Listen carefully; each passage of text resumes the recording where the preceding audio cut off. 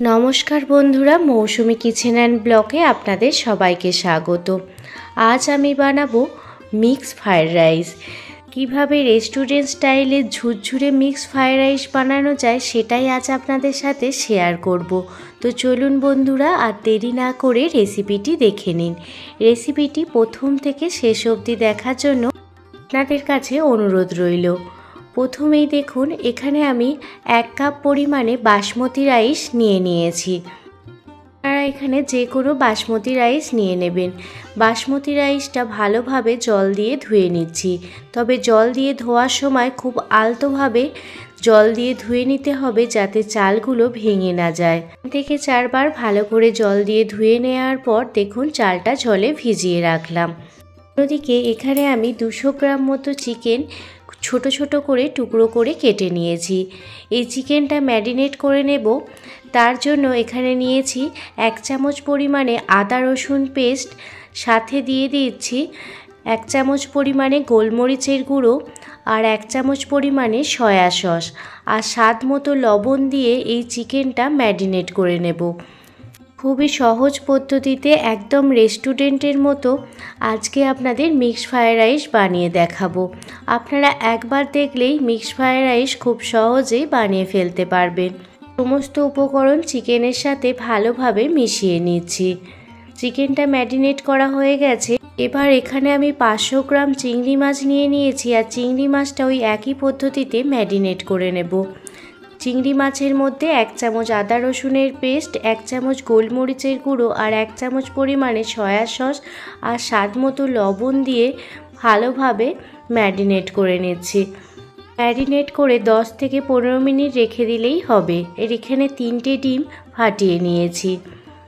অন্যদিকে দেখুন, গ্যাসের ওভেন জ্বালিয়ে কড়াই বসিয়ে দিয়েছি, আর কড়াইতে পরিমাণ মতো জল দিয়ে দিয়েছি।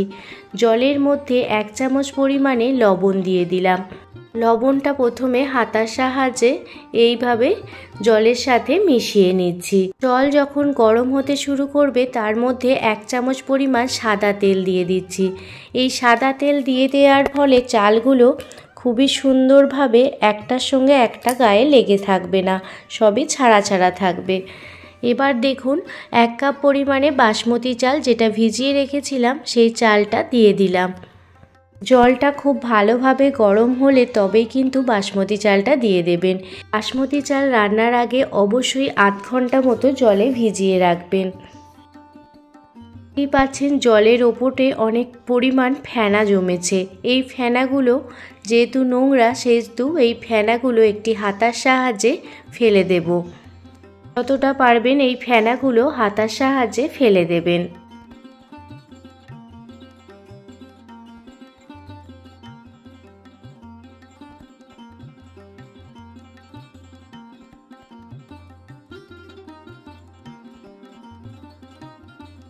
বাসমতি রাইসটা 5 থেকে 6 মিনিট পর নামিয়ে নেব।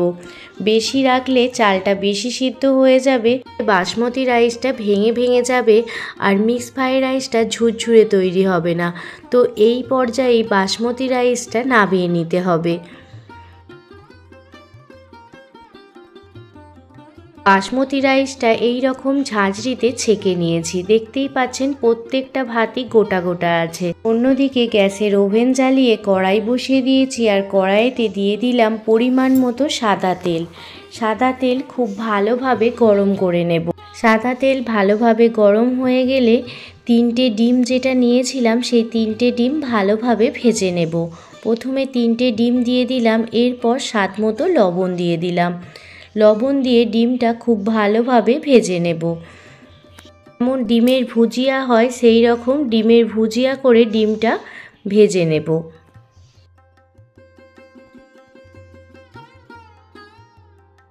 ডিমের ভুজিয়া বানানো হয়ে গেছে। এবার ডিমের ভুজিয়াগুলো একটি প্লেটে উঠিয়ে নেব। আবারও ওই কড়াইতে আরও কিছুটা পরিমাণ সাদা তেল দিয়ে দিচ্ছি।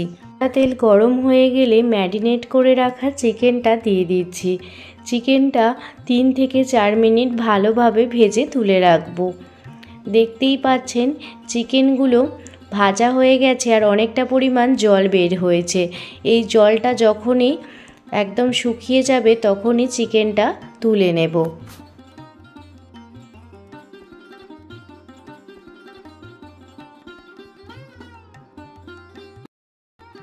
চিকেনও ভালোভাবে ভাজা হয়ে গেছে আর চিকেনগুলোও দেখুন তুলে নিচ্ছি। এবার ওই কড়াইতে ওই তেলের মধ্যেই দিয়ে দিচ্ছি ম্যারিনেট করা চিংড়ি মাছগুলো। আপনারা এইভাবে মিক্স ফ্রাইড রাইস বানিয়ে দেখুন, একদম রেস্টুরেন্টের স্বাদ পাবেন। ছোট থেকে বড় সবাই খুশি মনে খেয়ে নেবে, এতটাই টেস্টি হয় এই রেসিপিটি।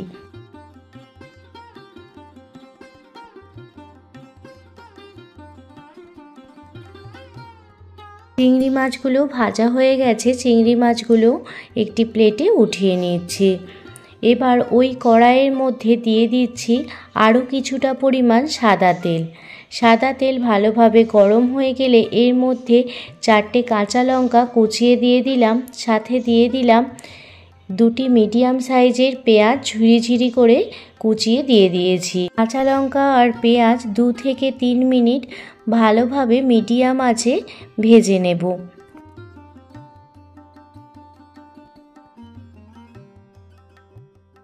পেঁয়াজ দেখুন 2 থেকে 3 মিনিট ভেজে নেওয়ার পর এর মধ্যে দিয়ে দিচ্ছি 1 চামচ পরিমাণে আদা রসুনের পেস্ট। আপনারা রসুনটা কিংবা আদাটা কুচিয়েও দিতে পারেন। আদা রসুনের পেস্টটা পেঁয়াজের সঙ্গে ভালোভাবে মিশিয়ে নিলাম। এবার দিয়ে দিচ্ছি ছোট ছোট করে টুকরো করে রাখা গাজর আর ছোট করে কেটে রাখা বিনস, আর সাথে দিয়ে দিচ্ছি ছোট করে কেটে রাখা ক্যাপসিকাম। যেহেতু মিক্স ফ্রাইড রাইস বানাচ্ছি সেহেতু এই সবজিগুলো দিলে খুবই ভালো লাগবে মিক্স ফ্রাইড রাইস খেতে।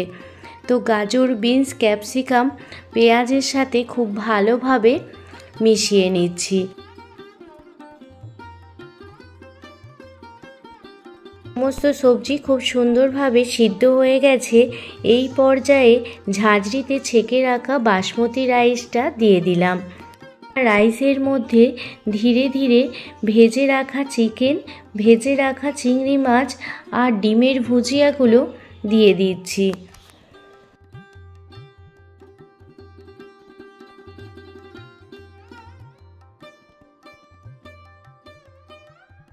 ডিমের ভুজিয়া দিয়ে দেওয়ার পর এর মধ্যে দিয়ে দিচ্ছি 2 চামচ পরিমাণে সয়া সস, 1 চামচ পরিমাণে স্বাদ মতো চিনি, স্বাদ মতো লবণ দিয়ে দিচ্ছি, আর সাথে দিয়ে দিচ্ছি 1 চামচ পরিমাণে গোলমরিচের গুঁড়ো। খুবই সামান্য উপকরণ দিয়েই কিন্তু মিক্স ফ্রাইড রাইস বানানো হয়ে যায়, খেতে কিন্তু খুবই ভালো লাগে। এবার আলতো হাতে দেখুন মিক্স ফ্রাইড রাইসটা সমস্ত কিছু উপকরণ ভালোভাবে বাসমতি রাইসের সাথে মিশিয়ে নিচ্ছি। তবে যখনই মেশাবেন খুবই আলতো হাতে মেশাবেন। দেখতেই পাচ্ছেন রাইসটা কত ঝরঝরে তৈরি হয়েছে। আপনারাও খুব সহজেই বাড়িতে এইভাবে মিক্সড ফ্রাইড রাইস বানিয়ে ফেলুন। আর রেস্টুরেন্টে নয়, বাড়িতেই একদম রেস্টুরেন্টের স্বাদের মিক্সড ফ্রাইড রাইস বানিয়ে ফেলতে পারবেন। আর শেষে দিয়ে দিলাম 1 চামচ পরিমাণে ভিনিগার। দেখুন মিক্সড ফ্রাইড রাইসটি আমি সার্ভ করে দিয়েছি। মিক্সড ফ্রাইড রাইসের রেসিপিটি আপনাদের কাছে কেমন লাগলো অবশ্যই কমেন্ট করে জানাবেন। যদি ভালো লেগে থাকে প্লিজ একটি লাইক, কমেন্ট, শেয়ার এবং সাবস্ক্রাইব করে আমার পাশে থাকবেন। সবাই ভালো থাকবেন, সুস্থ থাকবেন, সাবধানে থাকবেন। আবারও কোনো দিন অন্য কোনো রেসিপি ভিডিও নিয়ে আপনাদের কাছে হাজির হব।